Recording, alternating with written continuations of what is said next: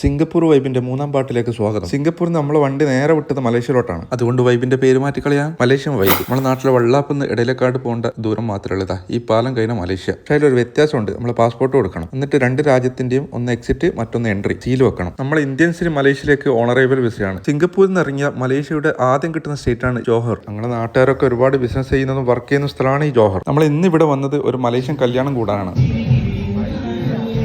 ജുബൈറിന്റെ Singapore റെസ്റ്റോറന്റിൽ working സ്റ്റാഫാണ് മണവാളൻ. Malabari റൂട്ടിലുള്ള Malaysian സിറ്റിസനാണ്.